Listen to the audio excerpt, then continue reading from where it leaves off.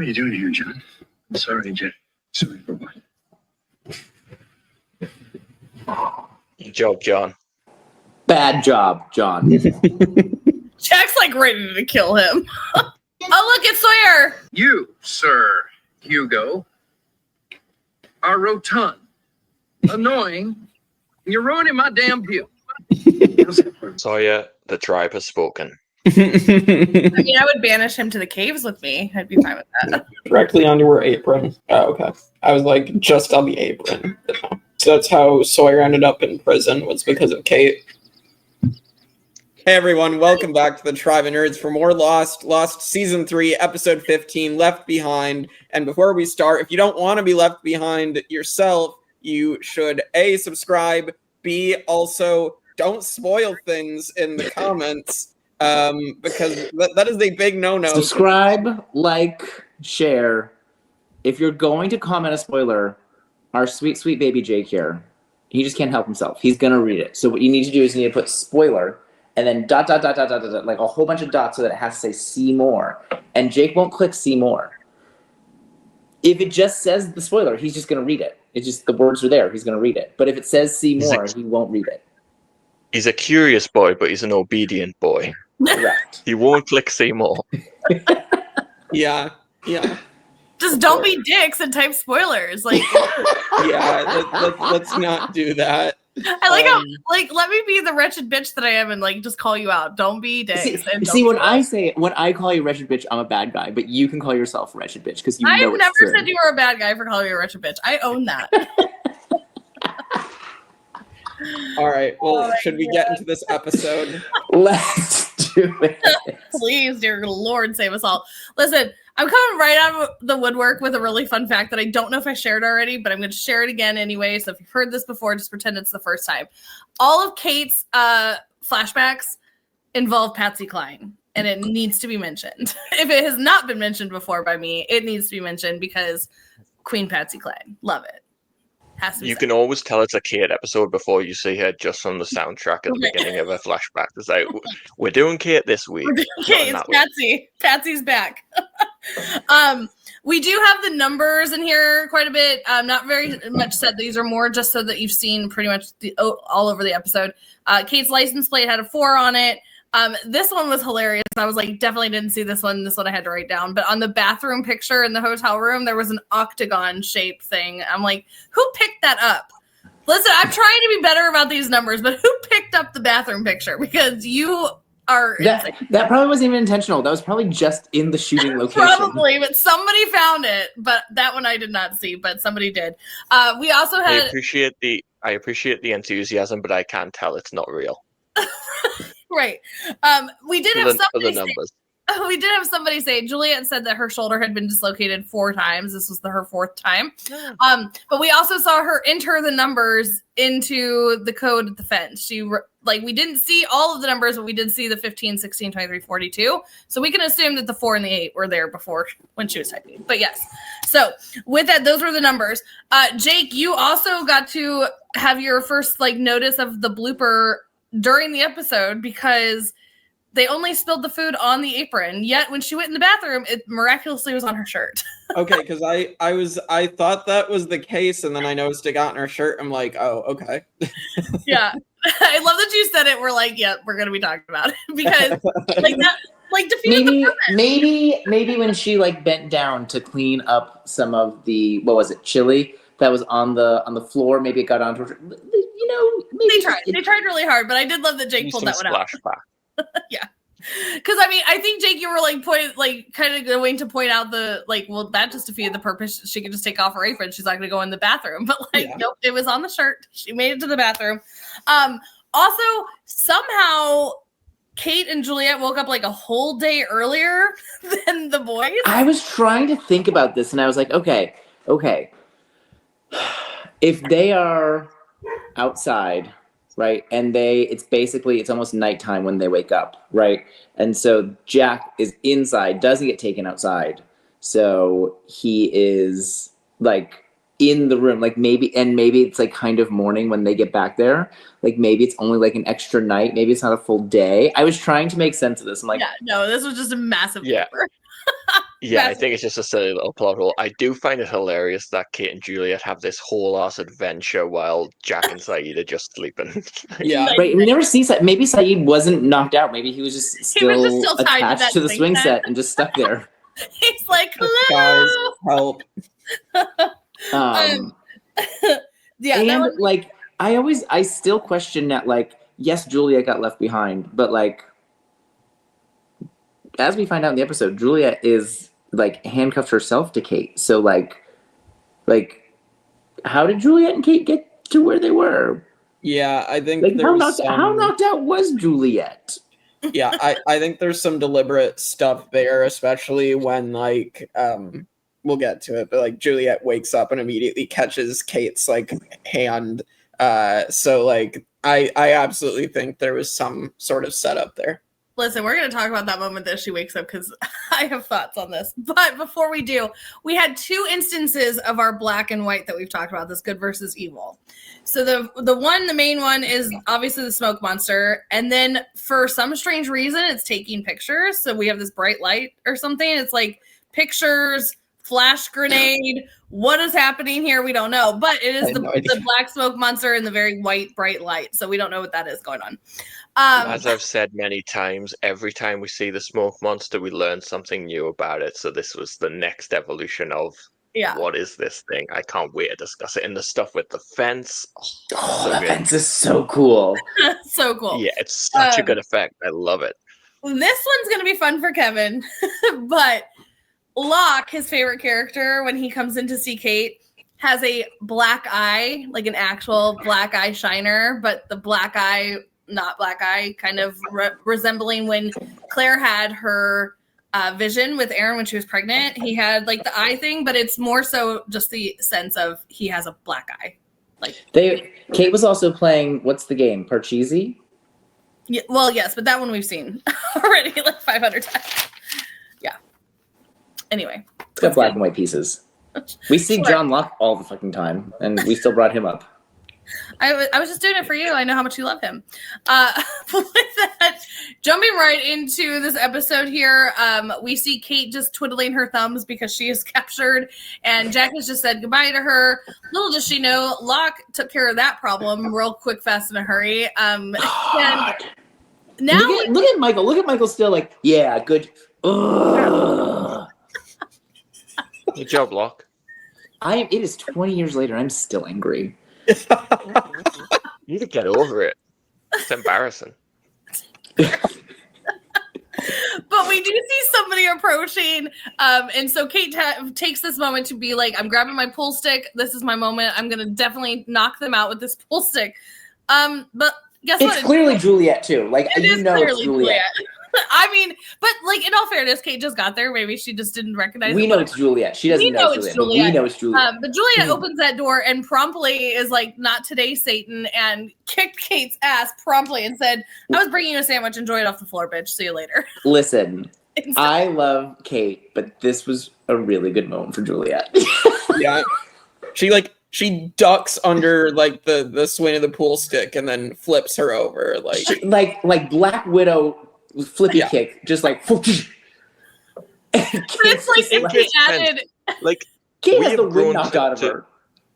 We have grown to like Juliet, and we feel for her from her story. Like Kate is a captive by the others. She doesn't give a shit who it is. She's trying to fight to get out of the situation she's in. Sure. She takes a swing at Juliet. Turns out Juliet's a bit of a badass, so it didn't work Juliet out. might be a bit more of a badass than Kate.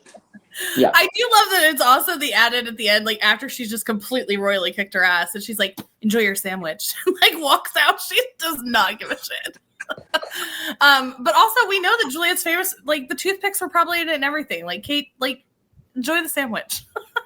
But we do get into our first flashback. This is obviously a Kate episode because of the Patsy Cline. And she is stranded. She is stranded in Iowa. Her car has broken down. Not a good thing for our fugitive on the run at this point. But she comes to this guy, picks her up. He's like, it's going to be a couple days, and takes her back to his shop so he can fix her car. This is where she runs into Cassidy. Cassidy is back. We've seen her with Sawyer, my man. But she is running the necklace scam that Sawyer taught her. Not very well, though. I mean, you have to have the good-looking Sawyer to like make this pulled off. But with that, the guy is wanting to call the cops. He's like, I'm being played. This is a scam. Call the cops. Kate's like, nope, bad news bears, can't have that happen. I am stranded here. And so she comes up with the story. My dad owns a jewelry store. I'll take the one on the left. But the guy walks away and she goes, I need my money back. Saw right through your act, girl. Like, let's go. And Cassidy responds very in tune with Kate right away, being like, I think you're stranded here and you didn't want that guy to call the cops. She's like, oh shit, was I that obvious? And she's like, I don't know what you're talking about. She's like, let's go get a drink. You're gonna buy me a drink. Let's go. So I love Kate and Cassidy together. Like, Cassidy is like a flashback character. She's a really interesting one. And obviously the connection that they both have to Sawyer, I think this flashback is so much fun, and I think that they have such good chemistry together. Like, I feel like they'd be really good friends. I hope, presuming Kate can get off the island and not die, hopefully she meets back up with Cassidy, because I feel like they'd be good friends. They should stick together. Can you imagine the awkwardness of being like, hi, I'm here with my new boyfriend. I want to introduce you to him. And it's Sawyer. And it's like, I know him. And that's Daddy. This time Kate's pregnant with Sawyer's baby. And it's like, Sister wives! Eskimo sisters. Crazy. But no, I mean, that is leading this up, it's fun to see this, like you're talking about, Michael, this connection that they're like, that they don't even know about. Obviously, this is before the island, so before Kate even knew Sawyer, but we're going to get into it where Jake even brought up something at the end of this episode, which is really fun. So, that is our flashback first one here. But then we lead to Kevin's favorite character, Locke. This is where he comes in with his black eye, and he has a little message for Kate. He's like, listen, hey, how's it going? I'm leaving with the others. And she's Guess like, what? I'm a special boy, and I'm gonna go on a special boy adventure with my new special friends that I get to go on because I blew up the sub. Are you so excited for me? I can't tell you anything else. Toodles. I am. Oh God. I can't fucking stand him. Do you not want to learn more about the others? Locke is our conduit to learning more. He's actually going with the others. This is so exciting. Do you think that this man is going with them to be a little investigator, or do you think he's going because they said he's special and he wants to be special? Because I'm pretty sure he wants to know what's going on, and the others are the ones that can give him the answers. He also gets a chance to I love the idea of Locke joining the others. So fun. He gets to get revenge on his dad too. So like, I think there's something else in it for John Locke. Yeah, exactly. We haven't seen the follow up from what happened after the freak of the door dad moment. We just see Locke. Now he's going with the others. I think it makes sense. Now he's going with the others because they said he was special. He is special. Ben told him he was special, so he is special. Those are the magic John Locke words. Listen, he opened a door. Or the box. He opened a door to a box. He opened a box. The box. I mean, he's used to opening boxes too. Yes, exactly. That's why he's special. Ben told me special, and now he'll do whatever Ben says because Ben says he was special. He's a professional boxer. How many more dad jokes can we pull out right now? Anyway, a lot. But also, Kate immediately is like, "What the hell's going on? Like, Jack's being weird. Now you're being weird. Are you guys all brainwashed? What the hell's happening?" And he's like, "Listen, I just wanted to let you know." And this is where Kevin's gonna have a field day and Michael's gonna have a field day. Locke, out of the goodness of his heart, was trying to make a good case. I made a case for you, Kate, that you're a good person, but they told me what you did, and they're not very. Fuck off! Fuck out of here! God, I can't stand him. Murder. Not the Hot Fuzz reference. Oh my God. Anyway, meanwhile, while they're having this little beautiful brainwashing Locke moment, we get to the beach here, and the fact that Hurley walks up and just royally kicks Sawyer's leg is so funny. And Sawyer's like, what the fuck? what are you doing? And he's like, don't talk to me. Don't look like you're talking to me. We got like, I'm not supposed to be here. And he's like, then leave. I don't know why you're here. Sawyer just being typical Sawyer, but Hurley has a message for him. They are thinking about banishing him. They have a vote. They're going to vote to banish you. This is 100%. And it has been said this was paying like a little tribute to Survivor. So this was actually the plan to like throw this in because of the connection. And again, we've mentioned this before that we like during this time, Lost characters were like doing Survivor like commercials and like Survivors were doing like Lost commercials. It was great, this little crossover. You just send me some of those. But they are banishing Sawyer because Sawyer's not very nice. I mean, he has stopped calling people nicknames for 3 days and some odd seconds is what he said. But with that, he has zero like interest in doing this. In fact, he throws some massive like insults at Hurley. I like that he tried to be nice. That he's like, well, you know how I can't name nicknames? You, Sir Hugo. And then he goes into the all things. You're rotund. You're blocking my view. You're blocking my view. He does not care. He's very mean. And so Hurley walks away. He's like, you're making a big mistake, dude. And Sawyer's like, this is bullshit, right? And he's like looking around, and Sun has the death stare of all death stares. Thank you, Sun. Love it. She's not happy. We very justifiably so. Can we just mention though, because Kristen warned, how easily Hurley plays Sawyer in this episode. Hurley runs rings around this con man. Rings around him. It's amazing. I was going to mention it later when he finds out he was conned. I do bring up my man's like problems. Okay. I do them nicely, how much I love him, but I do bring them up. You're gonna make Hurley your least favorite character because he cons Sawyer. I would never. I will make Sawyer my favorite though. We already knew that was going to happen. He was in the episode for more than one line, so you have every excuse. He can be in the episode with 0 lines, and I would still make him my favorite character. Right. Anyway, back to Kate and the showdown over here. Locke has now left, and Kate starts hearing people talking, so she goes to the window. And they're putting gas masks on. This is what? Kate, cover your mouth now. This now. Like, Catherine. Like, this seems like a whole operation. Like, everybody's got gas masks. They've all got luggage, all these things. And all of a sudden, her door opens and a canister comes flying in, releasing the gas. She kicks it away. That was very helpful. But she obviously gets taken out by this gas and falls asleep. Fun fact about this canister, this would have no like sleepy time effect whatsoever. The gas that was on the bottle. I was saving this fun fact for this moment instead of doing it at the beginning. But yes, no, the gas that they are showing would cause like skin irritation and things like that, but it would have no sleepy time effect whatsoever. So yeah, it's fine. The island heals people, so maybe this gas affects you differently on the island. Who knows? It's fine. But yes, so Kate is now asleep, which leads us into our second flashback here of Cassidy and Kate.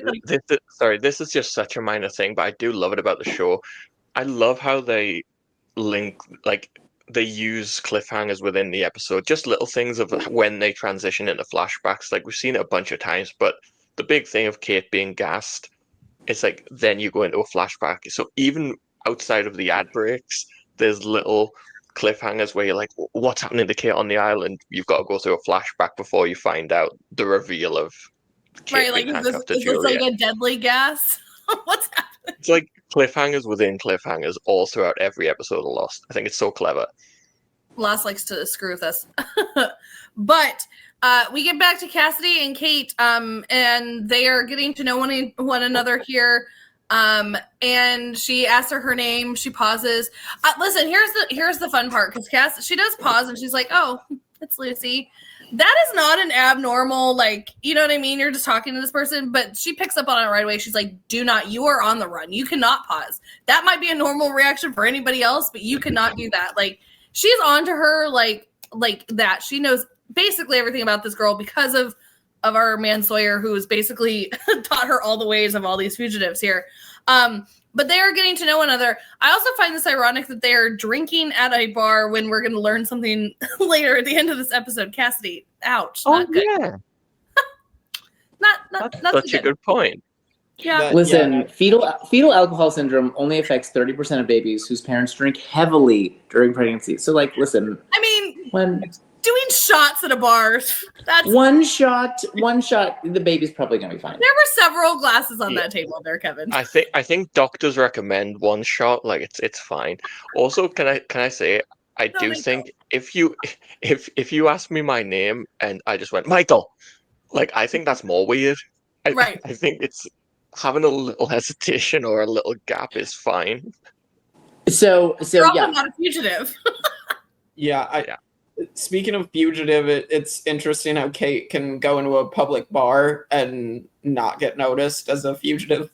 LOL. I think it's the combo of not wanting the cops around and a slight hesitation on the name.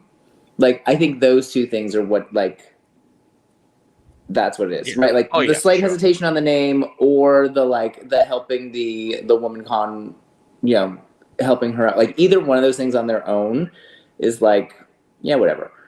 But if someone's following her and paying attention to her and they notice both of those things, like, problem. I would also like to put a disclaimer out here. Please do not listen to the 3 men that have never had babies. Do not take shots pregnant. Do not drink. Oh my God, I was absolutely joking. For the sake of it. I'm putting it out there because you know there are going to be people. So I'm putting it out there. Please do not drink when you're pregnant. I was being silly. Please don't drink pregnant. One shot a week is fine. This does not constitute medical advice. Yes, please do not listen to them. He's not Dr. Kevin. I will say. I'm not a doctor.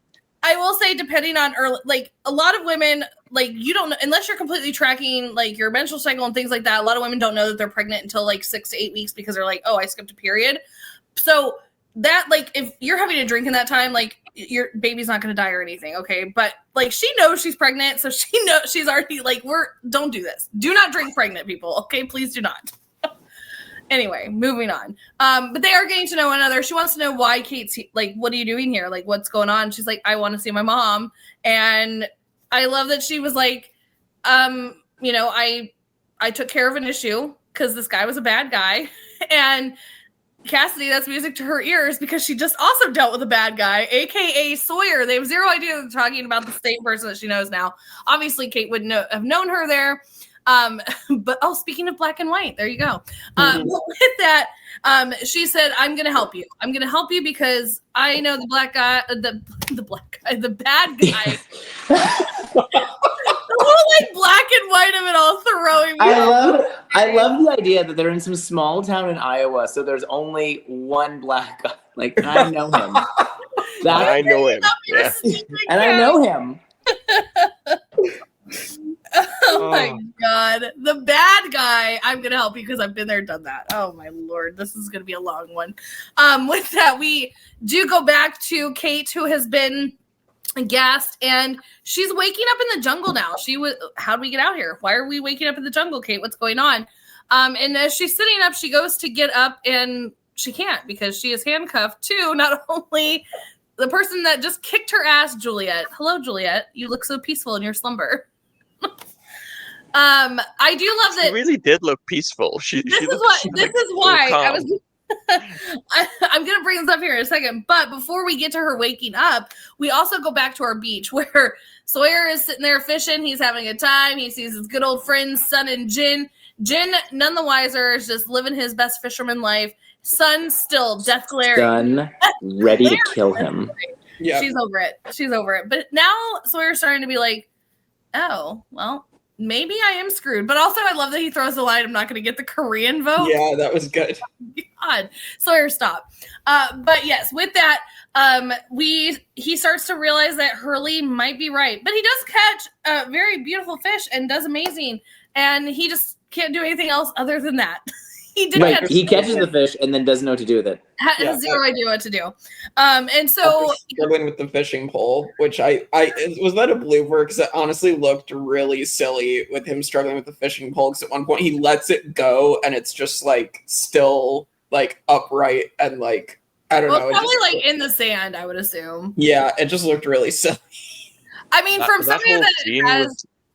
Go ahead, Michael. That whole scene was silly. Like, the scene where he's trying to gut. It's like a Mr. Bean performance. He's doing like little Mr. Bean noises. Like he even wipes the guts on his shirt. Like, you're right by the ocean. Wash your hands in the ocean, Sawyer. And he's like, ugh. That would be a Mr. I need Bean Hurley's help. He definitely needs Hurley's help. And so that he goes and asks Hurley for help. And he's like, Hurley's like, I don't know if I want to help you now. I tried to give you, and he's like, dude, like, okay, let's help me out. And he's like, I guess so. Okay, let's go. There's some convincing there. But we do go back to Kate and Juliet now. She notices this knife in her pocket. She's going to get the knife out to hopefully undo these handcuffs. And to Jake, like what he brought up is right when she opens the blade, Juliet grabs her wrist. The reason why I would be very suspicious if I was Kate of looking at Juliet, she looks too peaceful, too like just perfect. People don't look like that when they're sleeping. They look like Anna from Frozen when she's trying to wake up with her hair a mess and drool hanging out of her mouth. This is not what Juliet looked like, guys. Okay, like if you're being gassed and like drug out there, you do not look like that. She like was like so angelic and her like. She's just waking up. She was drugged. Like, this is fine. Like, she's just confused and she just sees, oh, I'm handcuffed.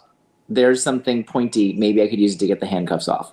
Like, this is all that's happening. We're not, she's groggy. It's fine. Yeah, totally. And you know, if you're like a really good looking person like Juliet and myself, sometimes you just wake up perfect. It's fine. Dang. We can't help being perfect. It's fine. Yeah. Mm-hmm. Totally. I wake up like an angel. You woke up like this? I woke up like this. But we do find out from Juliet, she wakes up and she's like, what's happening? Why am I here? What are you doing? Why are we handcuffed? And Kate's like, I don't know. Give me the knife. Like, she's so like burly about it. She's like, let go of my wrist. And she's like, okay, well, I was left behind too. Like, my people just left me. Like, we're in this together. And Kate's like a wise wildcat once said, we're all in this together. Yeah. Oh boy. High School Musical reference.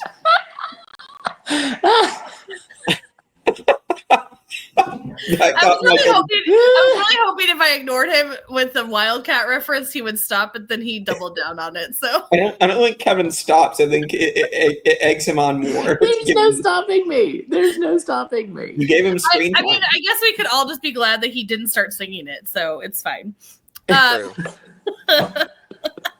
With that leads us to our next flashback, where Cassidy dresses up as Kate and goes to the mom's house. They obviously have come up with this plan of like, let's see how, like, is it just this guy? Like, let's see what's happening here. Let's pretend to be you. She has met with a very, very heavy police presence. And they were like, get on the ground, whatever. They reveal, I mean, to us, it looks like it might be Kate because it was a very good, like, from behind. Yeah. I've seen this show like a dozen times. I forgot that it wasn't for a second, and I was like, "Oh yeah, it's Cassidy." I was like, "Oh my god, Kate's going to the front door. She's caught." Yes, no, very, very good dupe, obviously. But they take her sunglasses off, and it is Cassidy, and they're like, "What?" And she's like, "I'm selling Bibles," and they're like, "Well, okay, like that's weird, but sure." But we do see that Kate is off, like to the side, realizing, okay, Cassidy might have been right. I couldn't just go to mom's door and say hi. But with that, they do meet up at the hotel. And Cassidy is like pissed. She's like, you were just going to do this. Like, how you're dumb. Like, look at what would have happened. And Cassidy's like mad at her for being dumb. That's right. What it is. Like, I don't even care if they question me. I don't care. I'm a good liar. I get out of this. Like, you're right. Dumb. Right. But also she does warn her too. She's like, that Marshall, I don't know what you did to him, but it's going to come down to you and him. And we know like that it did. It did come down to them. But with that, she's like, Kate wins. Kate wins. But with that, I mean, she, like Kevin said, she is pissed at her for being dumb. So she's like, I need to know why. If I'm going to be risking my life and helping you, I just need to know why. And Kate's why is I need to know why she turned me in. Like, I'm her daughter. Like, why did you turn me in? Like, this is unacceptable behavior. Heinous behavior, as Michael would say. But with that, that is the reason why. And she's like, well, we're going to get you that meeting with your mom. With that, we have Kate and Juliet back in the jungle. Kate is ready to go. We're going back to your village. Juliet's like, why?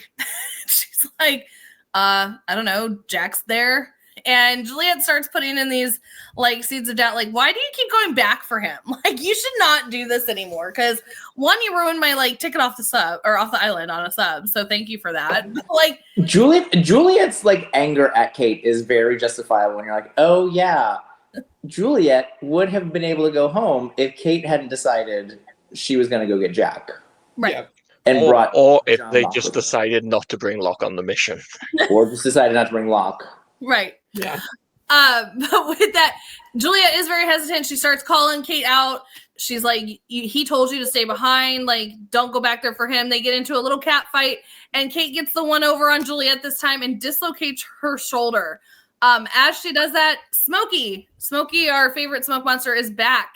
And Kate's like, let's go, get up. We've got to run. And she's like, you just dislocated my shoulder. She's like, bitch, I don't care. Let's go. There's the smoke monster out here. Yeah. They do start running off. Obviously, I love, like, apparently Juliet and Locke can predict the weather. So there's that.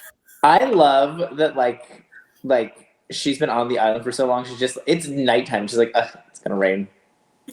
Can you smell it? It's going to rain. Yeah. I mean, they apparently, like, maybe she was also at a box company and they taught her how to predict the rain as well. Maybe something was in her box that Ben opened. LOL. Excuse me? She's a weatherman. Yeah, when she opened the box, it was a weatherman. It was a meteorologist. Taught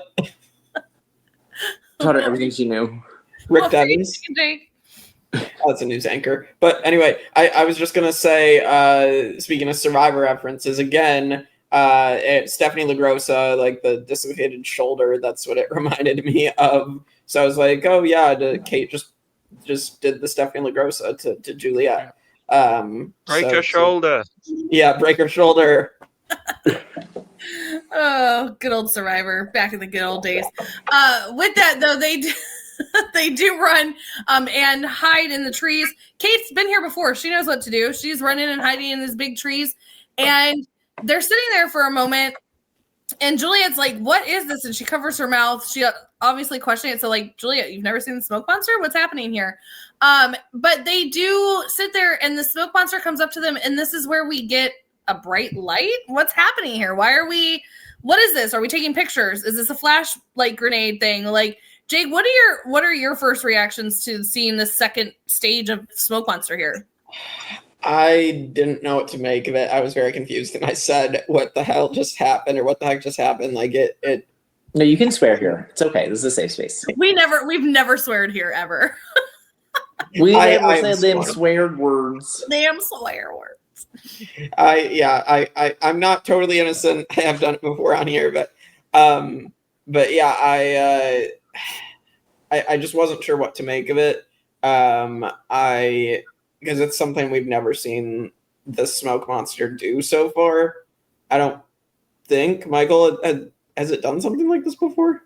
I feel like we've seen kind of like lightning in it. So this is for you to maybe put the pieces together, but we have seen in the scene with Mr. Echo where the camera goes through the smoke monster that you certainly see flashes of light, and we saw images of Echo's life.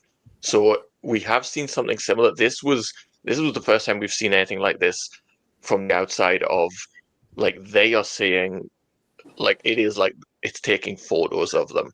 So again, it's like another little step in the evolution of whatever the hell this thing is. So whatever you make of that is for you to decide. I don't know. I really don't know what this thing is. It clearly has something to do with who they are. But to what extent, I'm not really sure. So. Yeah, for sure. I mean, it's definitely, it adds another thing because it's like, okay, fine. If it's taking pictures, why? Like, there's just so many questions surrounding the smoke monster. But I mean, it's one of the, again, Lost is never going to give us answers that we want when we want them. So we'll just have to wait. But we also go back to the beach where we have Hurley and Sawyer arguing. He's like, I'm not going to kiss a baby. He's like so mad that he has to be nice to people. It's just like over it already. And it just began. And he's like, listen, Claire is like very influential. People love her. So if she votes for you to stay, then she'll convince everybody else. So like, you need to go love up on Claire. Like, go here, give her this blanket. And Sawyer's like, okay, I guess. It's so awkward. It's so funny. He's like, hey, Claire, hey, baby. Like, he's so awkward about this. But also, I need to hear what your guys' thoughts are because Aaron immediately starts crying. Is this a blooper?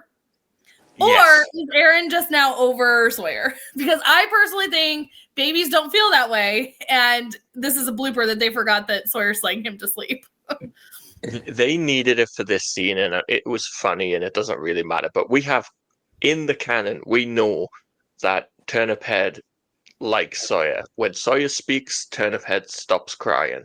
Right. That it was established by Charlie in season 1. So, yeah. He read him the car magazine. I forgot that was the case, and so I don't know. I just think that this is a funny gag. Yeah. Also, I love that it's one cry, like "Wah," and then it's over. It's just this like shortest cry because babies don't act like that. It's just funny. But he's like, here's a blanket. I hope you're. I also love that his compliment to the baby is your baby is not as wrinkly as it was a couple weeks ago. I was like, does Sawyer think this is Benjamin Button? Is that like the movie he's referencing? I love Sawyer so much, but this is so bad. So bad. It's so awkward. It's so funny. But see, Claire being Claire and who she is, she laughs at it. She's like, you're right. I guess he's not. Like, she's trying to, like, Claire's just the nicest person. Other people would be like, you think my baby is wrinkly, you jackass? Like, Claire's just like, you're right. She's so nice. With the context that we know that there is no vote and Claire has no idea why Sawyer would be acting like this, like, she must be so confused that Sawyer is coming up, being nice and giving her a blanket, but, like, why is he doing this? It's so right, like what for Sawyer. Okay, Sawyer. She must have been so confused. She's probably like, did he get too many of the Dharma beers in him? Like, is this the effects of drinking like 50-year-old beer? Drinking with Roger Workman. With Workman, yeah. But we also now go back to Juliet and Kate and what is this? What just happened to us? Let's get back to the camp. We're going to go back for Jack. And Juliet again doubles down and is like, no, like I was there when he told you specifically not to come back. Like, you've got to give this up. And Kate's like, you don't know me and Jack. Like, he didn't mean it like that. He was worried for me. And Juliet's like, no, he was not. He saw the cage sex. So she's like, we have cameras on every cage from every angle. And he saw them. Yeah. And Kate's like, Jack accidentally went on Pornhub and he did not like what he found. He did not like what he found. But Kate is like, oh shit. Whoops. Didn't mean to make you see that there, Jack. But she's like, you're going to fix my shoulder. We're going to move on. We're going to do all these things. Like, I don't care. Let's just get this going. We don't want to be with each other, but we're stuck here. And that's kind of where we're at with them at this point. Like, you can tell that this is like, they don't want to be here, but they're making the best out of this crappy situation. And it's kind of like almost like, will they bond or will they not? Like, you're kind of left through this entire like scene up until obviously the end when we get this kind of reveal that like, could this plan of Juliet, which we know, work? Like, it seems like it could. But it doesn't. We're going to find out that it doesn't. But also, Sawyer, being Sawyer and trying to get the vote to stay, is now hunting. And he's also like, do we have to be up this early? I feel you, Sawyer. I would never wake up early. That's a horrible decision. Let's not do that. I really like that Desmond has like stepped into the hunter role. It's not made a big deal of, but it's cool that he's taken the initiative to do that. It suits him. Well, was it really the initiative, or remember when he was like keeping Claire from getting the bird? Right. Like, Did he have to like continue this to, cover story from keeping I need Charlie? to start actually getting and bringing more back because so they're gonna start realizing. But yeah, no. Desmond also sees right through Sawyer's shit, and he's like, "You've said like 3 words to me. What's going on?" He's like, "Well, seeing how you can see right through my shit, I'm gonna tell you." I need people to like me, the politics, all the things. So I gotta bribe them. We're gonna do this, and which leads us into our next flashback, where they're now at the diner. This is with Jake's favorite scene that made 0 sense, but then it somehow worked its way in. Cassidy's there with Kate's mom. She drops off her food. She's like, "No problem, sweetie. Thank you for coming to Iowa." Like, all the things. I like you gave Iowans a southern accent for some reason. Why does Aunt Zelda have a southern accent in Iowa? That's what Lost did, okay? I didn't do it. But with that, yes, Aunt Zelda, if you guys do not know Sabrina the Teenage Witch, that is Aunt Zelda, which is Kate's mom, so yay for that. With that, Cassidy does spill the food and miraculously gets on the shirt, even though it never touched the shirt, but we've already talked about that. And she has to go to the bathroom to clean up. And I feel like this might have been a little like error here, but like the bathroom stall opens and immediately she knows it's Kate. Like she's like instantly fearful. I mean, and she, as someone who looks just like Kate, just showed up at her door. Like, she's got reason to be suspicious. Yeah, I think it just unlocked. She's like, she's terrified. But yes, Yeah. so Kate comes out of the bathroom stall and she wants to know why. And this scene, I think it's very small, very minimal, but it's so powerful because it does really highlight the cycle of abuse. Because she says to her, like, I loved him. Like, that wasn't like your burden to bear. Like, I knew what, like, yeah, he beat me, but I loved him. And that you killed him. Like, you killed the love of my life, even though he is a horrible person and beat the crap out of me every day. Like, again, this is like the making of excuses, or I love them and can't get out. It's a very sad and like tragic, very 2-second clip of what the cycle of abuse looks like. And it's just, I think that was well done because even Kate's like, what? Like, why? Yeah, I was confused too. I said it on when we were watching, but like I don't condone death. Like it was the wrong approach. With it though, abuse is obviously bad, and like I understand like Kate wanting to do something about it just was the wrong way to go about it. Yeah. No, I just, like I said, I think that's one of the smallest scenes ever, but it's still very powerful to just showcase that like that. Also, I mean, Mom was like, here, I thought you were coming back to give me an apology. And Kate's like, an apology? I like freaking saved your life. Like, again, it's like this whole thing. But wait a second. This is a great parallel because she does not give her mom the apology in the flashback, but she does apologize to Jack in the current time. And so what do we call that? Growth. I don't know if I do. Like, I think it's not that Kate's incapable of apologizing or grows to be able to. I think she stands by what she did. Like, she feels so bad for what she did to Jack. Like, Jack was completely innocent in that situation. But I just think I really like that scene. Like you say, it is a small scene, but it is very believable and it's a complicated issue. And you know, from her perspective, this is someone she loved and her daughter killed her. And like Jake said, I don't agree with murder as a solution, but it's such a complex issue. And like, it's so difficult because I feel for everyone involved except for Wayne. Like, it's fine that he's gone. It's only Wayne.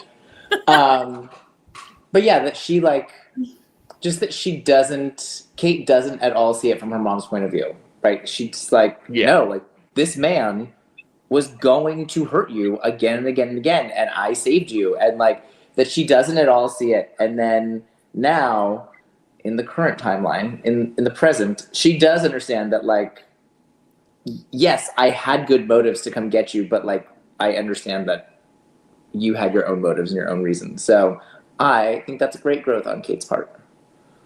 Of course you would. I agree. I think Kate's motives are always in the right place, just like John Locke's. Oh God. I don't droop her down to that level. Yeah. Had to add in John Locke there. I will say that there is a very beautiful moment here as well, though. She's like, because you're my daughter, I won't tell them that you're here because they are sitting out there in the diner. I do love you. I don't like what you did. I hate you for it. Like, you killed the man that I love, but because you are my daughter, I'm not going to tell anybody. And doesn't she say, the next time I see you, I'm just going to scream help? And then next, like, when she's in the hospital, she just says help. I was going to get there, but thank you for interrupting me there, Kevin. You were very excited. Sorry. You're welcome. It's fine. But yeah, no, there is that parallel there. She's like, because I love you as my daughter, I'm helping you, but I'm going to yell next time. And she did. So with that, though, we do get back to Kate and Juliet. And Kate starts questioning Juliet about Jack. She's like, well, you don't know him. And Juliet's like, I know. I love that she's like, Kate was trying to be so defensive about it. And she's like, you don't know him. And then Juliet was like, let me just provide you with the receipts. Like, I know his weight, his height, who he was married to. Like, she goes through all of it. I will say, knowing someone from a file and knowing things about their past doesn't mean that you know them. True. Like, Juliet knows him from a file. I think Kate could have. Jack. Yeah, Kate could have come back with some things that she knows about Jack from living with him, but she was so stunned at the Juliet's like knowledge of like his basic facts. She was like, whatever. She didn't provide a few. She had a list like 20 years. She had a file memorized. She did. She definitely memorized that file. But also, like, I mean, we even made the joke when she's like, ask Jack about his tattoos. There are the jokes that obviously they have probably had like a realer connection than just reading a file. But I also think like he's been over here with Juliet for a minute and we've seen their connection as well. So I don't necessarily think this is just the file stuff. I think because of the file stuff that maybe Jack can let Juliet in a little bit more than he could with Kate. Because like we've already seen that Kate and Jack don't give each other everything all the time. You know what I mean? Like, do they have these cute like ask Jack about his tattoos? Oh, like, and Charlie's like, oh, an inside joke. You know what I mean? So yes, of course they have a real connection too. But I think Jack having somebody on the island that knows everything would make him be able to open up too. So I think it's an interesting like this like I can do anything better than you can moment of. It was just a cute moment. With that, the smoke monster has returned. The smoke monster has returned, and Juliet's like, no, like right here, the fences are off, like because I turned them off. But the fences are off. Let's go. And Kate's like, no, like I saw what happened to Mikhail. I'm not going through that fence. Like, absolutely not. And Juliet's like, okay, well, I'm not dying by smoke monster either. So let me just pull out my handy dandy key to the handcuffs because I handcuffed you to me. Yay for me. And so she releases herself. She jumps over on the side of the fence and she's like, you're going to want to be over here. And Kate, I love that Kate's like this. Like, that's going to help. Like, she runs through. Like, but with that, Kate runs over to the other side and Juliet turns on the fence and Mr. Smokey himself cannot get through. Kind of spreads out. It's like a whole thing. This is like when I think back on the show and I think back to like what the smoke monster looks like, it's this moment. Yeah. Like of going to hit the fence and like disperse it. Yeah. Like this is I spent hours and hours and hours, probably days, weeks discussing this scene online, trying to come up with the theories. Like, I will say one thing I really hate about it. I felt like in the Man from Tallahassee, or maybe the episode before, I don't know, whichever one it was where they went over the fence. I hate that they went over the fence. I don't think it worked. To me, the barrier works better as like the concept of a dome. If you can just go over it, why can't the smoke monster just be like, ooh? It's true. I think it's, again, another little... Unless it just doesn't try. But like, I am curious, Jake. Like, what do you think of it? It's not just the fact that it blocks the smoke monster. It's like this was put there for a reason. Like, how did they know? Why was this built? Why did it stop the smoke monster? Like, I just need to know all your theories. Yeah, I don't know why this. I mean, I think that Juliet knows more about this thing than she is letting on. Again, I think that she is part of this plan based on the fact as soon as she took out like the key from her pocket and unlocked her handcuffs, I'm like, Juliet knew what was going to happen, and then she knows what the smoke monster is, so she knows how to stop it for the time being. So that's my thoughts. Yeah, when she said, like, we don't know what it is, but we know it doesn't like our fences, I was like, oh, Juliet. Oh, Juliet. You tricky lady. That's the thing, like, I think at this point we do like Juliet. Like, we've seen enough from her where it's hard not to sympathize with her, but like, I still don't know, like, can we trust her? I don't know. Like, she is one of the others, and she has been holding our people hostage for quite some time. It's not a case of, oh, I trust you now. Like, I totally understand Kate having zero trust in Juliet. Yeah, I mean, I think too, because like right after this, obviously Kate like does the whole like shove, like what you had, like, and I love that she instantly is like, well, we know that it doesn't like our fence, and she's like, you had a key, like she's so mad, like she could care less about the fence, like she's like, you had a key, like we need to talk about this.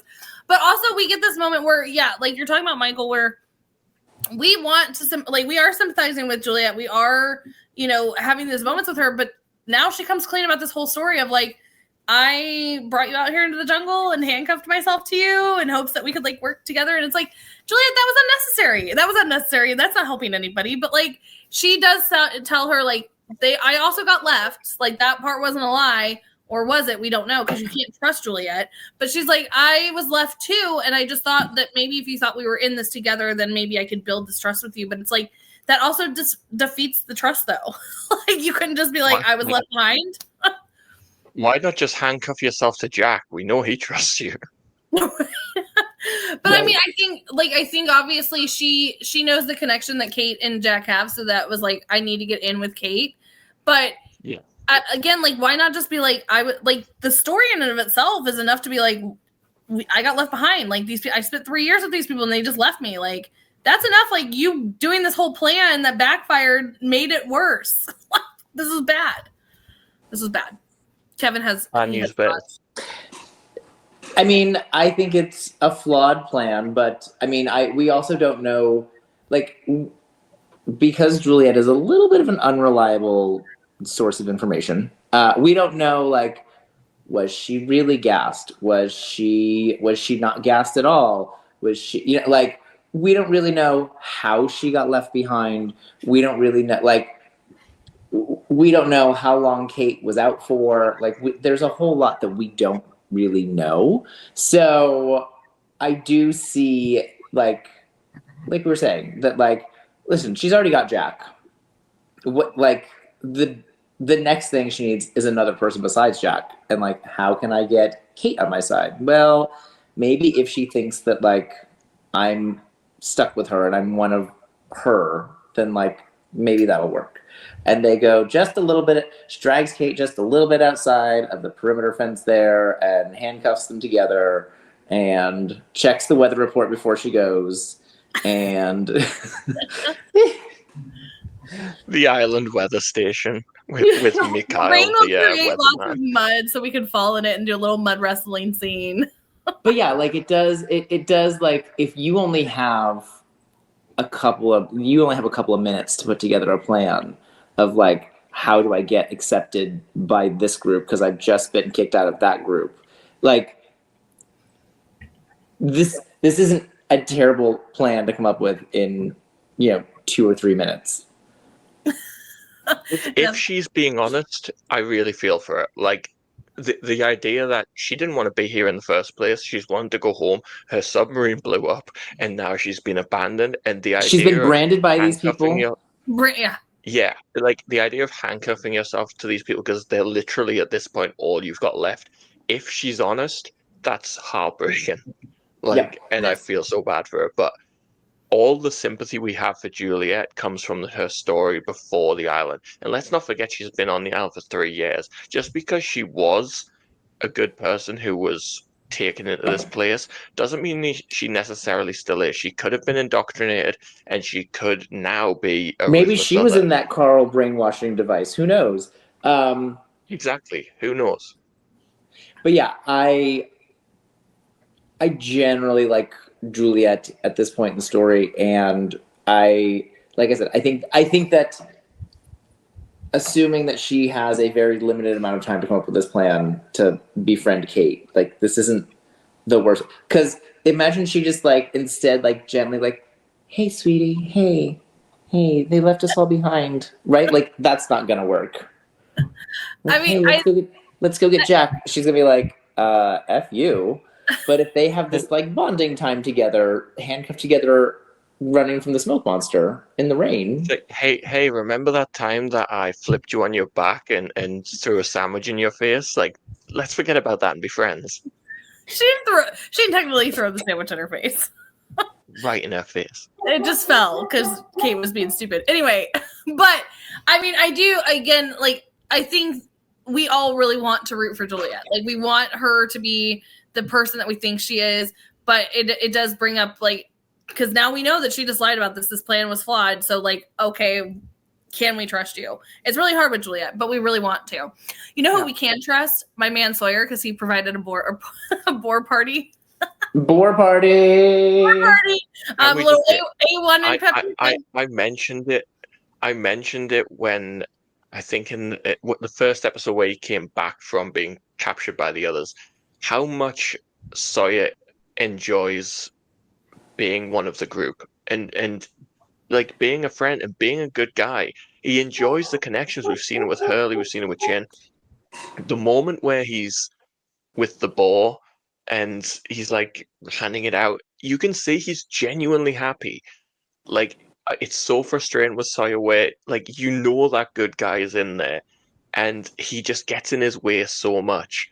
And he could be just a member of the group that everyone likes. He doesn't have to be a dick. Like, even with the nicknames and stuff, people don't care about that. It's just funny. Like, he can be a part of the group if he just gets out of his own way. And you see it so often, and it's like, oh man, if you could just stop trying to be the bad guy, stop trying to be hated. Like, you are one of the most popular people. You just haven't accepted it yet.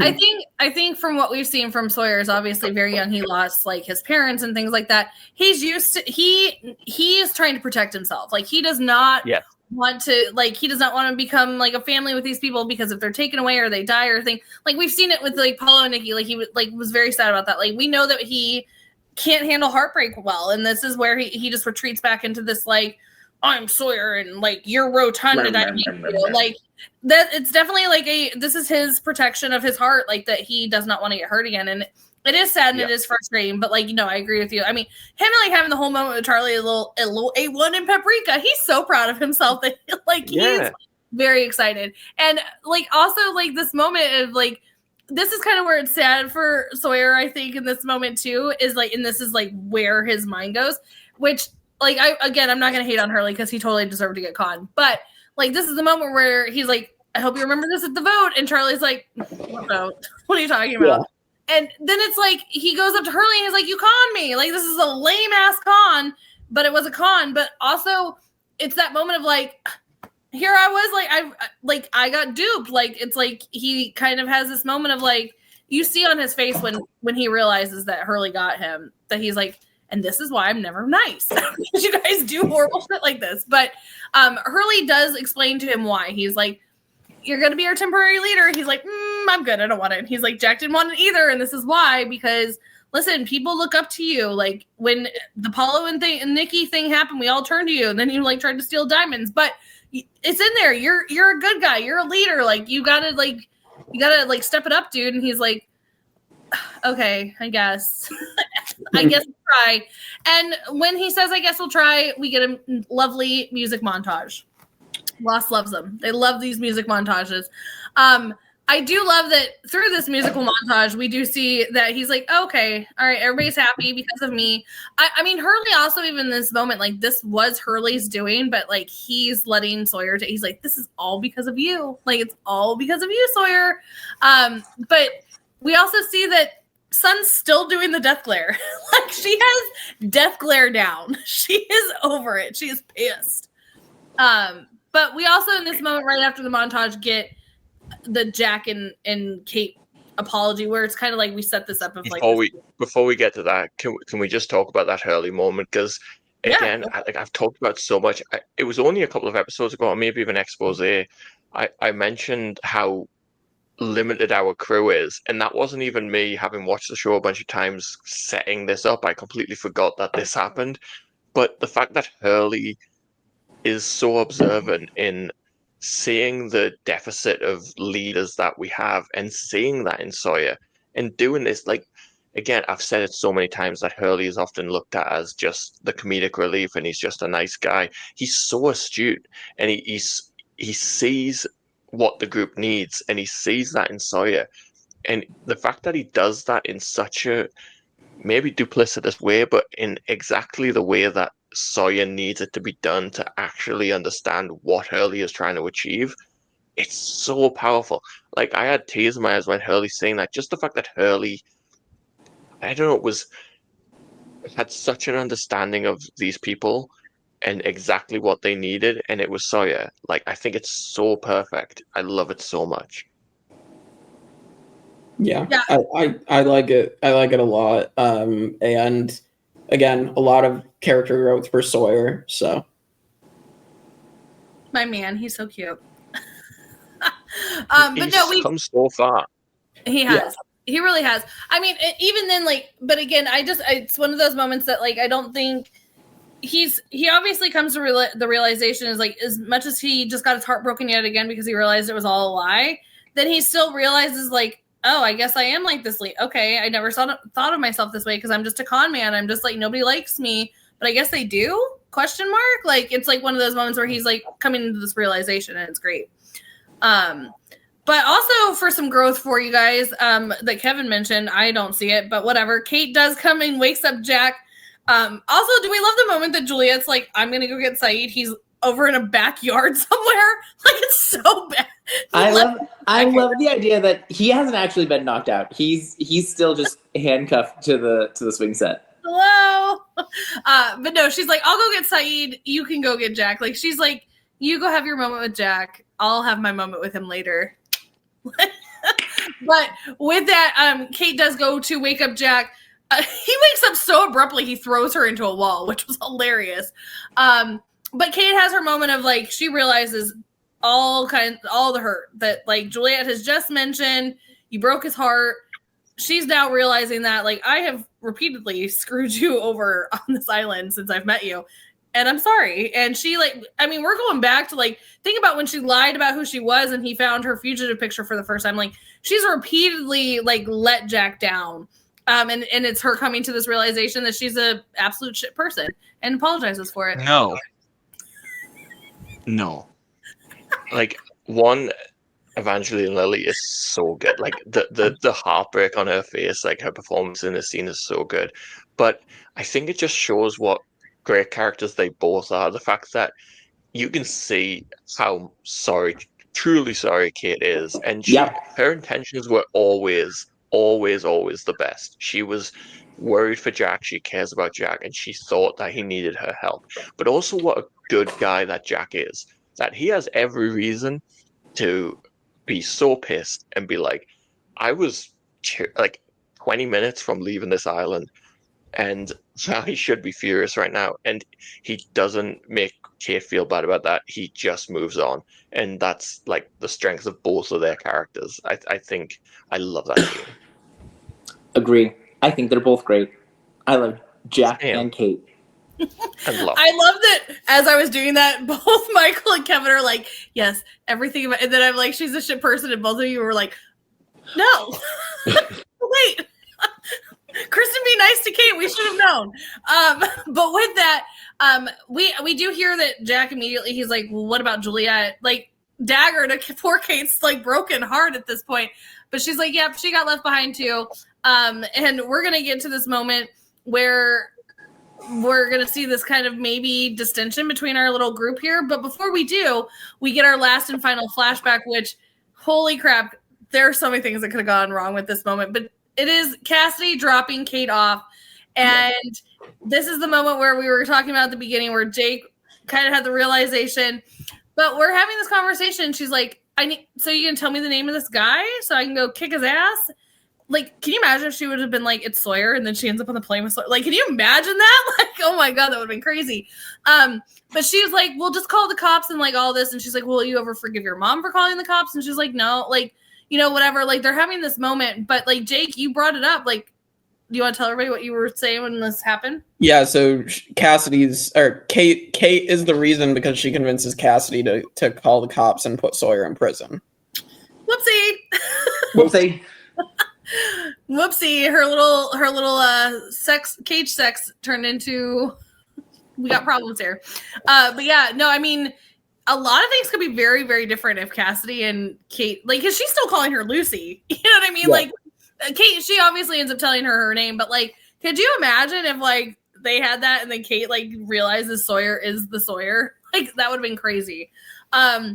With that though, we get to our final scene of this episode where Jack walks out. He is reunited with Juliet. He's like, you okay? She's like, yeah. Kate's over here like, damn it.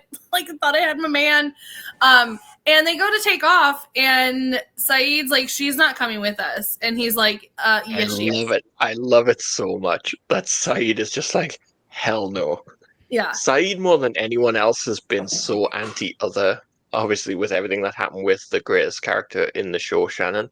Like, he is so anti-other, and it's like, hell no, she's not coming with us. Okay, we can enjoy the rest of the episode. Oh, she's back. Like, he has no time for the others, and I love the logical nature of Saeed of like, oh, we're just trusting her now. Why? Yeah, I like both of them. I like that Saeed is like, we cannot trust this person. No, but I also like that Jack is like, no, like she got left behind too. So she, like, we're all she has. Now, is Jack necessarily 100% correct? Not necessarily. But, like, that Jack's immediate thought process is to take care of other people and to help other people. Like, I like that about Jack. That's what he's done since the pilot. That's like who he is at his core.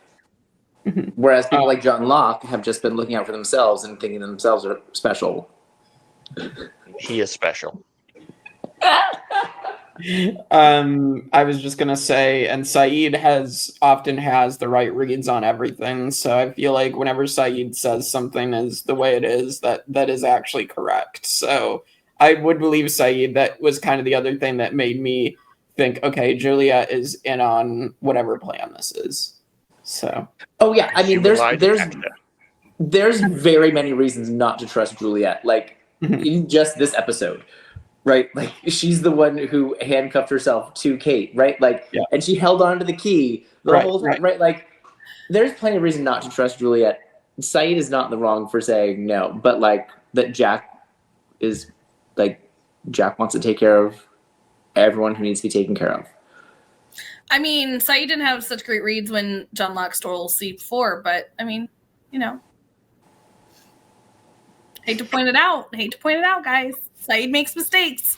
But with that, that is the end of the episode. I do think, again, like, this is a moment of like, why was she left behind though? Like, too, like, so now you're gonna, like, I get where Jack is like coming from. Like, what if she was really left behind? Now we're gonna leave her behind too. Like, what if she's like the orphan of the island? Like, this is just not nice. This is not Danielle Rousseau. She cannot survive on her own. We need to give we her are not these people. We are not the others. Like, I mean, this goes back to like where like they talked about them being as like a civilization. We're not, we're not there yet. So, yeah. How you treat others is a reflection of you. So, like, if you leave her, then that says more about you than it does about her. Correct. So.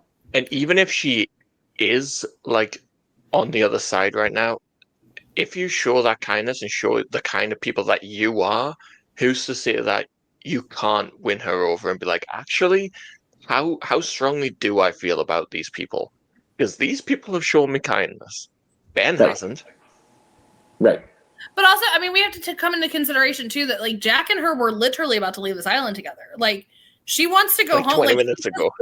Right. Like she does not want to be here. She does not want to be with these people. So of course they left her behind. Like there's no reason for Jack not to trust her. So right. Yeah. Jack has no reason. Saeed has plenty of reason not to trust her, but Jack and Jack knows that she was branded. Jack knows that they were going to kill her. Right. Jack has no reason to not trust her.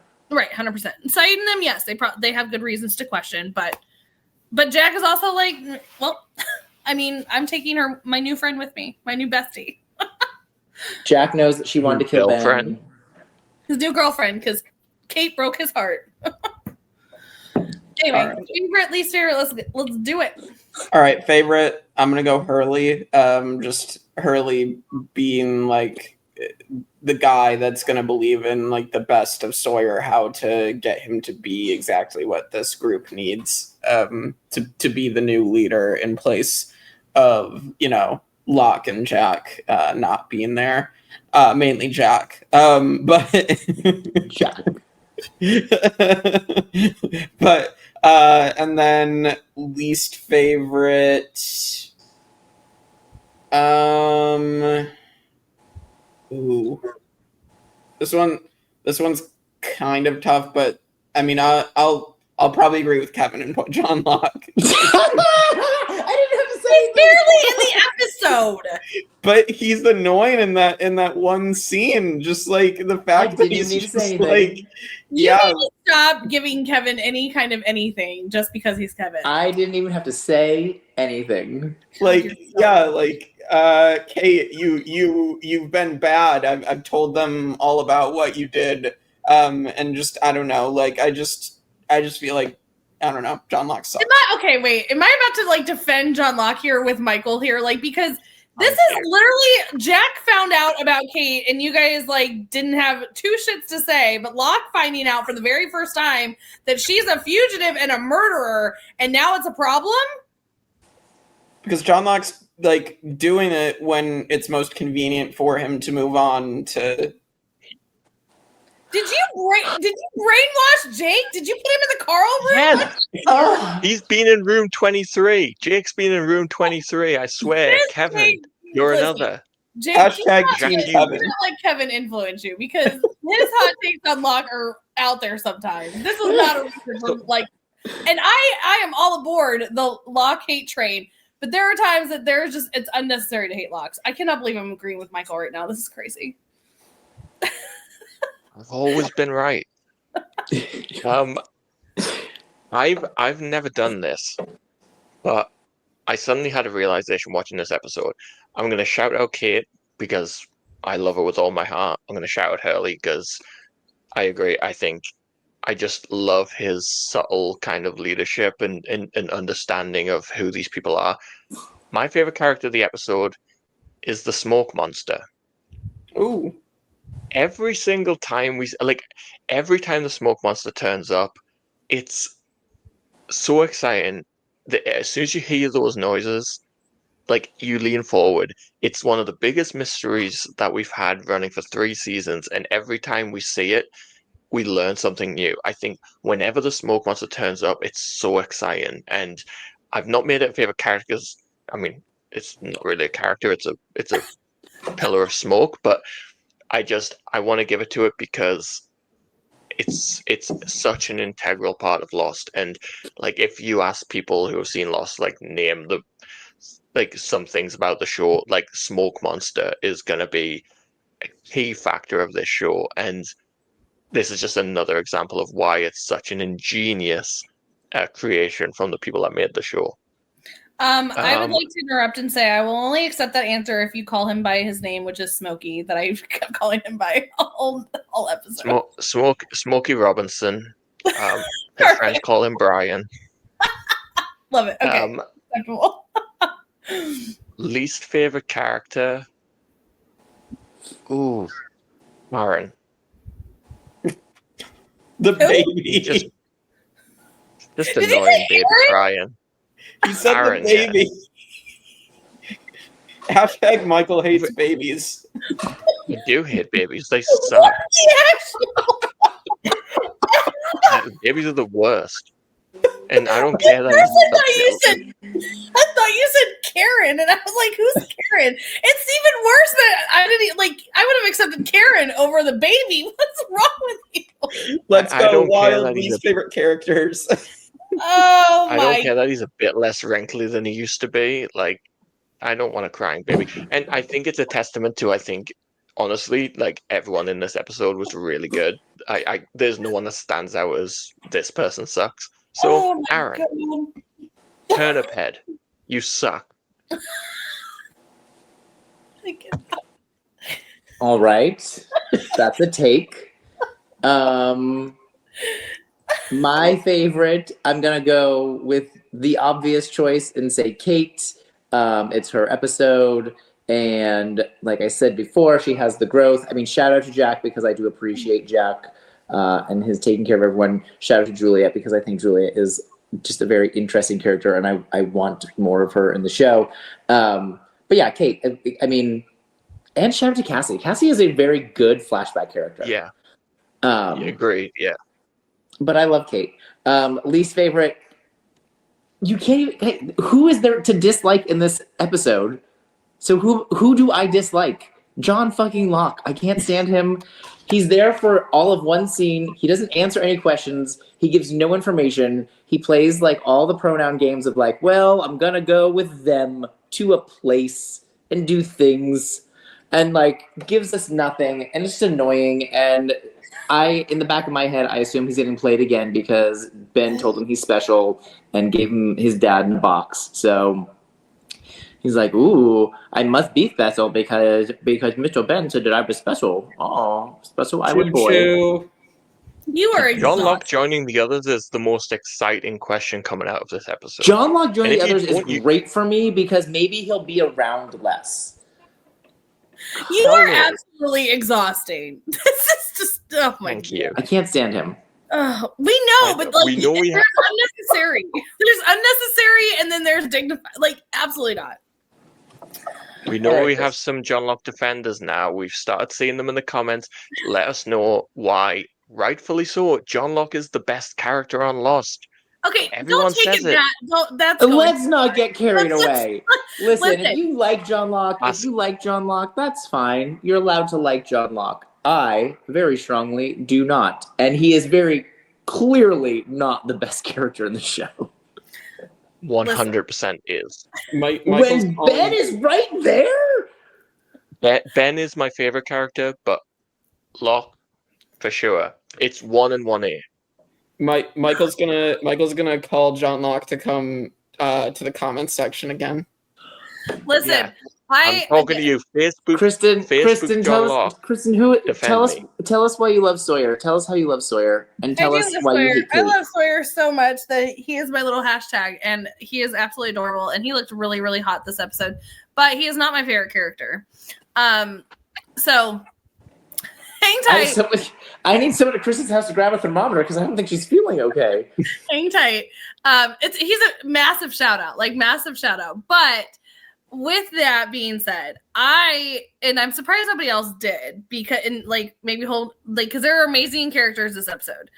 But my favorite character of the episode is Cassidy because I gave a shout out to Cassidy. I mean it was barely a shout out, but Cassidy is a huge we know obviously there's don't know what's going on with this whole baby thing going on with her minus her drinking pregnant, that was a bad thing to do, Cassidy. But I mean, she's helping this random stranger off the street just because she feels for her. She doesn't even know her. She doesn't know what she did.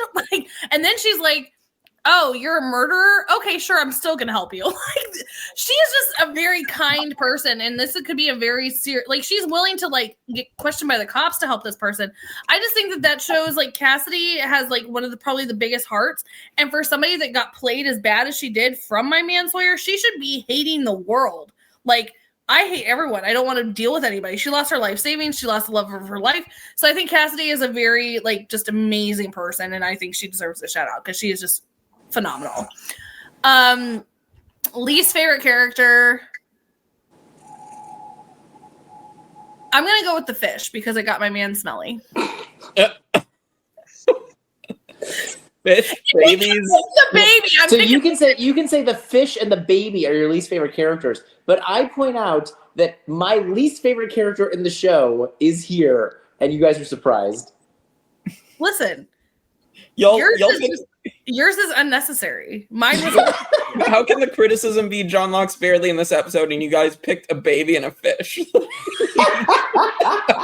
I mean, Because how could John Locke ever be the worst character of an episode? Because he's just not. He's like the most iconic character in the show. I feel like I'm taking crazy pills. He came into that room and was like, "Okay, Kate, I'm saying goodbye. I made a case for you, but actually, I found out you're a killer."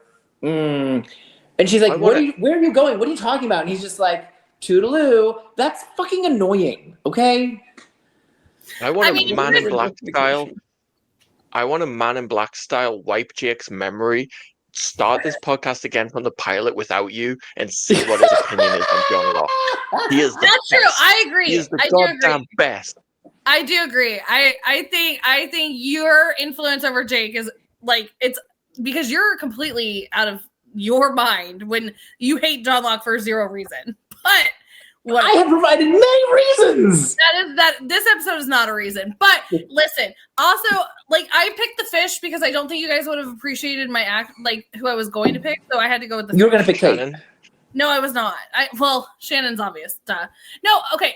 I was going to pick Jin. And the reason why I was going to pick Jin, which he had 0 lines and your guys are questioning, is because we are very clearly seeing Sun very disheveled after like what is this, a couple days? Like she is very like something obviously happened for her husband to not be picking up on this and he's just like living his happy like island life.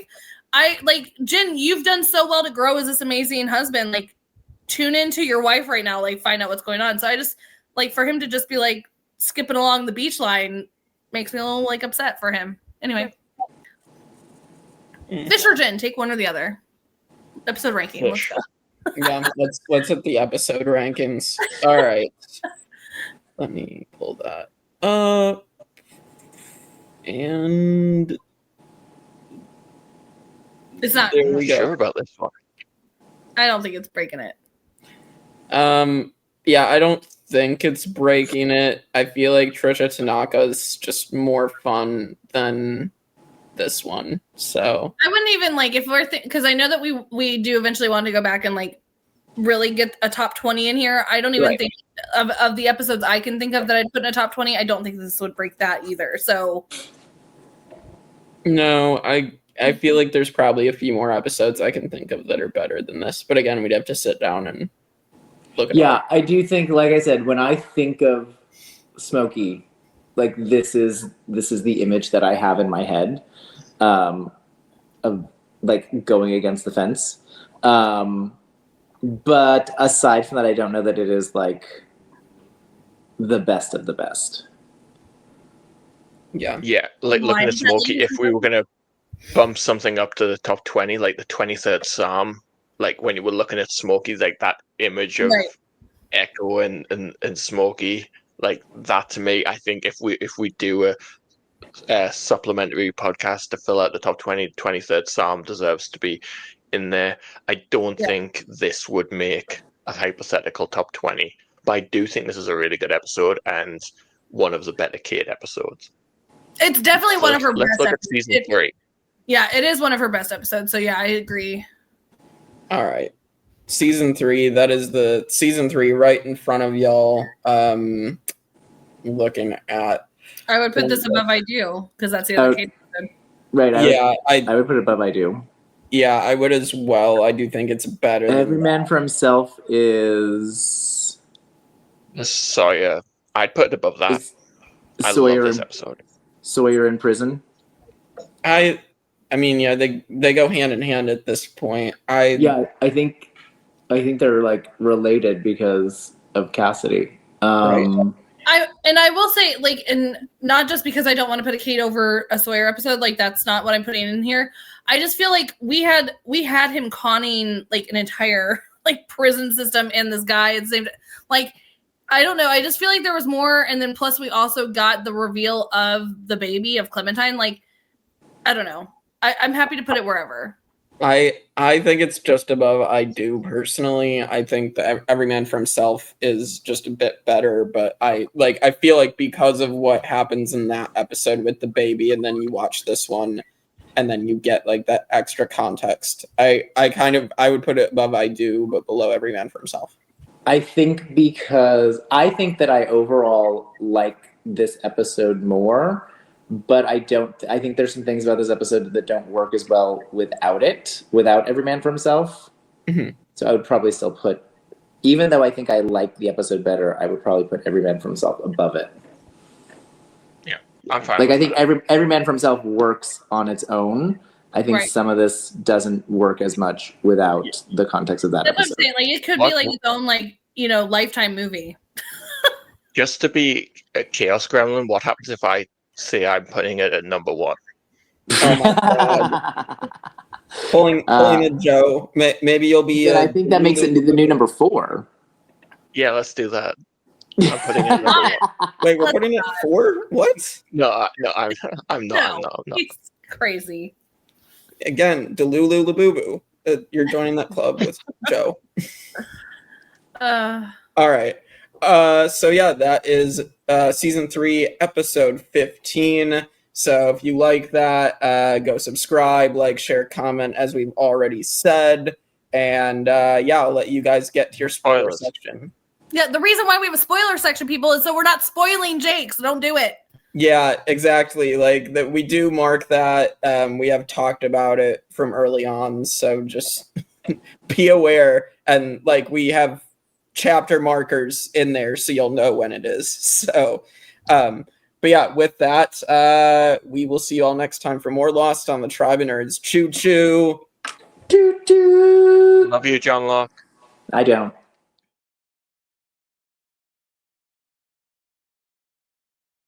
Hello, everyone. We are here for the After Jake spoiler section of Lost. We've said it millions of times. This is why we have this section. This is where you spoil things. Like, don't type in the comments, guys. Bad. If you're going to put a comment in, spoiler, until you're going to make it say see more. Right. Don't do it. But also, if you've not seen Lost... Just comment your thoughts on the show spoiler free. Right. And we can discuss it up to the episode we're currently at. Right. Jake has 100%. Not seen it. Jake has not seen it, which is why this section exists. But if you have not seen Lost in its entirety, all the way to the end, get out now, because we spoil everything. This is your time to go. Michael is counting you down. If you stay here, you're going to get spoiled, and that's on you. Okay, time's up. All right, Cassidy is back. Major news. Cassidy is back. Yay, love Cassidy. But she's not just like, I mean, we've seen her twice now, but she's going to keep coming up because she's going to be around because Kate's going to get off the island, and she's going to go hang out with Cassidy because Sawyer's going to tell her, like, craziness. Like, can you imagine Kate, like, as he's, like, telling her this and he's about to jump off the helicopter, she comes to the realization, oh, that's the chick that helped me? Crazy. Yeah. He tells her he has a daughter. She's called Clementine. Go help her. In a beautiful moment. It is. Sawyer's grandest moment. Love True hero. Love my man. He's so good. But also, that will be a spoiler thing later. But yeah, no, that is definitely a moment where, like, your heart is in your, like, just dropping because you're just like, oh my God, this is so sad. But he does tell her to go and help Cassidy because he realizes on his time on the island that was a dick move. So, yeah, so Cassidy and Kate are going to hang out a couple more times, actually. Well, I like to think they're friends for life. Friends for life, bonded. Kate is also going to have a baby, but it's not going to be Sawyer's baby. What'd you say? Is the thing that people say? She's so girl-coded. I don't know. I don't know. No. Nope. But you did mention, like, Kate having Sawyer's baby. She does show up with a baby, but it's not Sawyer's baby. But we'll save that for a spoiler later. But yes, it was funny that you mentioned that. It's my least favorite character of the episode. Go back and watch and you'll figure it out. But what else are we going to spoil this episode, y'all? Juliet. What about Juliet? Juliet is indeed sent there by Ben. This was all part of Ben's master plan. He is sending, once again, it didn't work with Ethan, it didn't work with Goodwin, but now, third time's the charm. Let's send Juliet undercover with it's like the fourth time, because he also tried to go and do it. Yeah, true. Fourth time this is the charm. But I mean, we're also going to find out literally next episode that we find out that she is sent there by Ben and they're all going to come for her, head on a stake kind of moment. But she tells Jack this and is actually not about it. She is so done with the others. She's over it. This is the turning point of going against the others. Jake's been talking about how we've been building for a long time towards a big battle with the others. We are getting there, and there's been some pit stops in the road, but season 3 is kind of almost the last time the others are the adversary in a way. It all builds up to this season 3 finale where it's our Losties versus the others. We have a bomb fight on the beach. We have all kinds of craziness. Yeah, gunshot, shootouts, and yeah. Yeah, Juliet is the key to finally turning the tables on Ben, and Ben never recovers his leadership from what happens to him in this season 3 finale. This is the end of Ben as power player within the others. Most definitely. This is 100%. It's hard to think about it. I don't know if I ever really thought about it that way, Michael, but this is basically the moment he gets fired from being the leader here.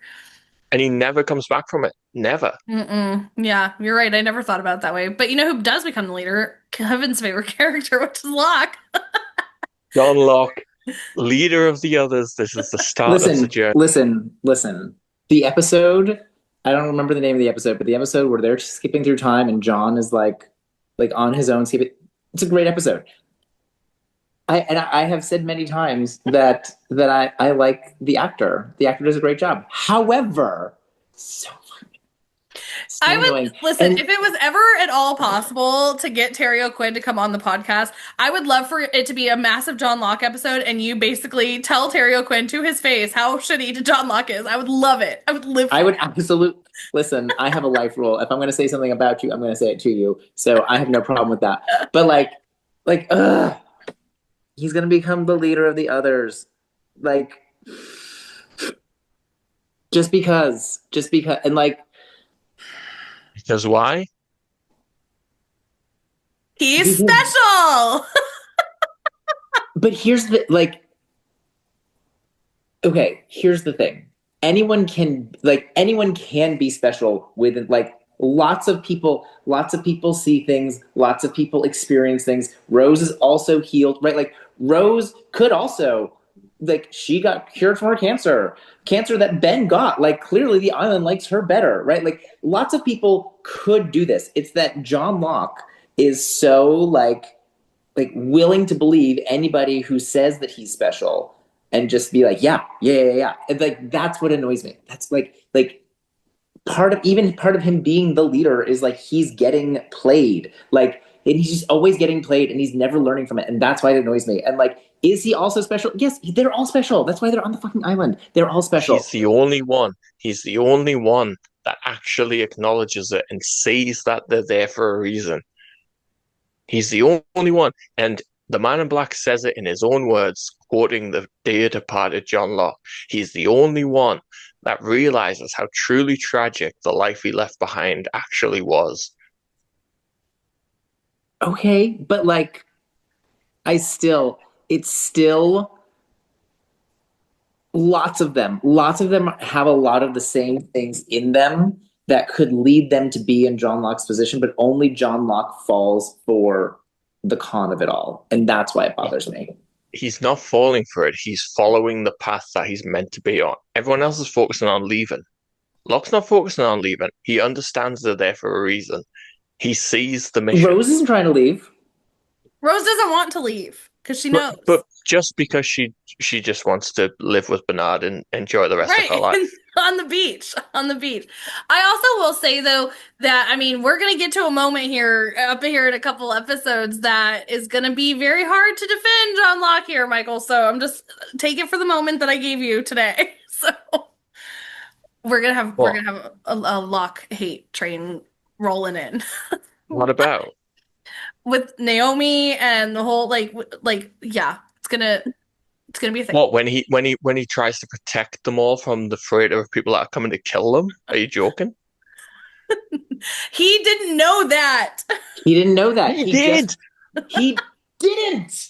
He just didn't want the. Take that stupid mask off your face so I can yell at you like a man. He knew. He was. Oh my god. Anyway, speaking of which, all the things though here is we are gonna get to this moment though that we Rose has not been around in a while. We're missing a lot of these characters because we're so sprawled out. But what we are gonna get into in these upcoming seasons is what we got very reminiscent of is them wearing the gas masks in this episode, and the gas masks. Yes, it was for the purge, which is how Ben got his power. So. I love that they threw that in there a little bit. And we are only a few episodes away from the Benjamin Linus backstory episode. I am so excited. Oh my god, what an episode. We're so close. Listen, the season 3, this last back half of season 3 is so on a whole nother level. I think insane. Now that we're past expose, this is right from now to the end is just we're on the train now, and it's banger after banger. I'm so excited. Yeah. It's gonna. Yeah, we really do need to go back and do the top 20 and put them in there because they're gonna get kicked out. They're gonna get kicked out. They are, but honestly though, I agree with Michael. He said it in the episode. 23rd Psalm would have been in there. I think. Think of all the ones that got bumped out of the top 10 that we had up there. So there are those episodes that would be in there because these episodes that are coming up are gonna be in there 100%. So it's Let's do that tomorrow. Yes, let's supplementary episode. Let's fill out the top 20. Yeah, we could just go through all the episodes and basically what they are. Be fun. Anyway, it's fine. So with that, any other spoilers that you guys can think of?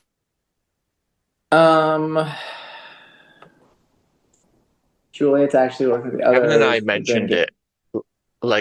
I love watching on a rewatch exactly how instrumental Hurley actually is. Because I remember one of the very early things Kevin said, having only seen the show a couple of times, is how on first view and how out of left field it might seem that Hurley is going to become our ultimate leader. And when you do rewatch the show a few times, it's so clear. It's so clear that is who he is. It really is. It's crazy. Yeah.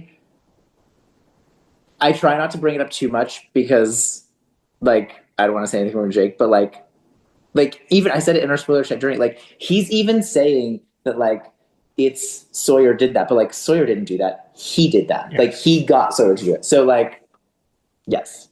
That he's I will say to that point, though, I, up until, I would say it took me a good amount of times rewatching for me to actually be oh wow, they really put this in our face, because you really just he's so subtle about it and so his genuine loving heart Hurley type of way that you don't really see that Lost was giving us all. And I don't even know if they knew that was gonna be their ending, because we've talked about that and they're, you know what I mean, but the fact that that was so well put in there just for Hurley being Hurley, that was crazy. Yeah. It's so satisfying, and he's just so lovely. He's just the most pure character, and I just love it so much. Every time I watch it, he's a character that I just adore so much more because he is so pure. And we talk about how morally grey all these characters are, and Hurley is just a good man. He is such a good person. Yes, most definitely.